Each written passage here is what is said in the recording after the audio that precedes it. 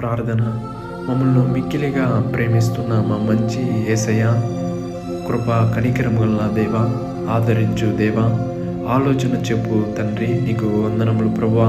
అనుదినము మీ హస్తమును పట్టుకుని నడిపిస్తూ మరొక రోజులో ఈ ఉదయకాలపు సమయమున మొదటిగా మీకు ప్రార్థించుకొని ఎందరైతే వారి కన్నిటిని, వారి ఇబ్బందిని, వారి బాధను, వారి వేదనను మీ చెంత ప్రార్థించుకుంటున్నారు ప్రభువా, ఆ ప్రార్థనకు జవాబు ఇచ్చే కనికరం వలన దేవుడు అయి ఉంటున్నావు తండ్రి.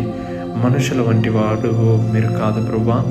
మనుషులు తండ్రి చెప్పిన బాధను అయా నలుగురికి చెప్పి హేళనగా మాట్లాడేవారేమో, కానీ నీవు ఆదరించి ఆలోచన చెప్పే తండ్రి ప్రభువా. అందుని బట్టి వందనాలు తండ్రి. అయా పాపం వల్ల వచ్చు జీతము మరణముగా అనేకమైన శ్రమలుగా ఉంటుండగా ప్రభువా, అయా పాపం చేయకుండా వారి మనసును తండ్రి స్థిరపరచుకునే ధన్యతను ప్రతి ఒక్కరికి దయచేయ ప్రభువా.